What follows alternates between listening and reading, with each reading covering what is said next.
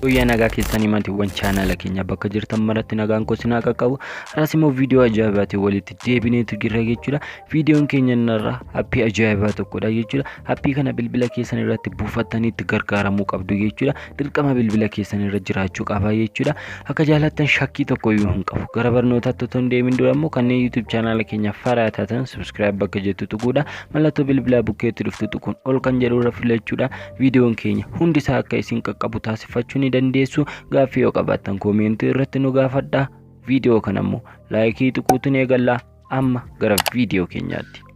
Tolega appiin keenya irraa kunoo appis backup restart jedha jechuudha. Eessarraa akka argattan boodarra isinitti himna. Maal akka fayyaduun amma isinitti hima jechuudha. Appiin kun appiiwwan garaagaraa Play Store irraa ni buufattu. Yeroo Play Store irraa buufattan gara faayila keessanii isiniif hin geessu jechuudha. Fuulduruma iskiriinii irra taa'a malee gara faayila keessanii isin hin geessu. Kana malees immoo iskiriinii irraa qofa appii qabdu taanaan gara qafoo keessanitti akkamittiin appii jijjiiruu akka dandeessanidha jechuudha. Amma fakkeenyaaf ani isinitti agarsiisa jechuudha. Kunoo appii isa kana ani hin qabu jechuudha. Iskiriinii irraan qaba malee wannoo irraan hin qabu jechuudha. Qafoo koo irraati hin qabu. Iskiriiniin masa kanarra jira jechuudha. Kallattiitiin yoon balleesse deebisee appii kana hin argadhu jechuudha. Appii isa kana gara qafoo keessanitti seef isiniif godha jechuudha. Dirqama bilbila keessan irra jiraachuu qaba jechuudha. Play Store irraa appiiwwan bu'an immoo gara qafoo keessanitti gadi isiniif hin bu'u. Iskiriinii dhum qofa irra taa'a malee. Kanaaf isin gargaara jechuudha. Appichi seennee waliin ilaalla. Yeroo tuqxanii seentan yeroo jalqabaatiif hono fuula kana qabatee isiniif dhiyaata jechuudha. Wanta mana isin rakkisu hin jiru jechuudha. Welcome isiniin jedha. Kunoo asirraa okay kan jedhu kana isa tokko ni tuttu jechuudha. Ergasii kunoo akkanattiin fuula kana qabatee isiniif dhiyaata jechuudha. Wantoonni isin rakkisan hedduun isaanii hin jiranii jechuudha. Kunoo asirraa appiiwwan bilbila keessan irraa qabdan irra isiniif fidaa jechuudha. Asirraati kunoo dursa mallattoo sadee kanarra ni filattu jechuudha. Ishiirraa kunoo settings kan jedhu kanarra isa tokko ni filattu. Erga sarara filattanii backup base kan jedhu kanarra isa tokko ni filattu. Sana booda asitti maqaa jijjiiruu ni dandeessu. Anaaf garuu akkanumatti naaf haa ta'u okay ni jettu jechuudha. Isa tokkoof egaa okay jettaniin booda duubatti ni deebitu jechuudha. Appiiwwan iskiriinii qofa irraa qabdan ta'ee kanneen qafoo keessan irraa hin qabne backup gootu jechuudha. Ani appiin isinitti agarsiise kunoo dura iskiriinii irraa qaba malee qafoo irraa hin qabu jechuudha. Akkamittiin qafootti deebifadha isa jedhudha jechuudha. Amma kan waliin ilaala. Kunoo asumarra nan tuqa. Erga isa irra tuqee backup kan jedhu kanarra isa tokkoof nan tuqa.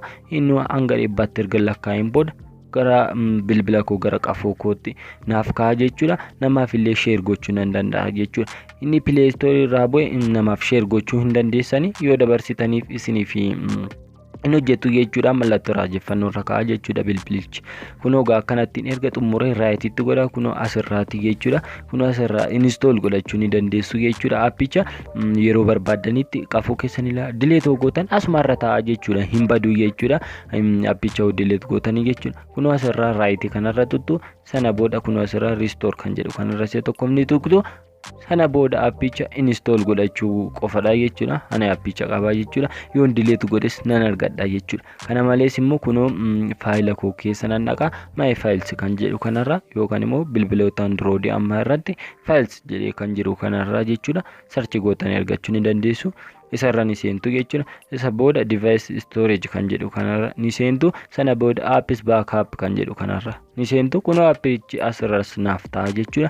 Kanaaf isin fayyada jechuudha. Appiiwwan iskiriinii keessan irra taa'ee kanneen qafoo keessan irra hin jiraanne kanaaf isin gargaara jechuudha. Appii kana dirqama buufattanii itti gargaaramuu qabdu jechuudha.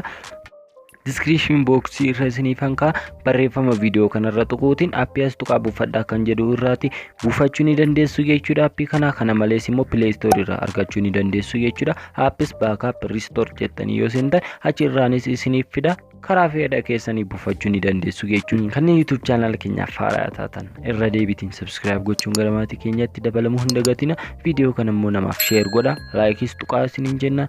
Next viidiyoo ibidda ta'een hanga walitti deebinutti nagaa naaf ta'a.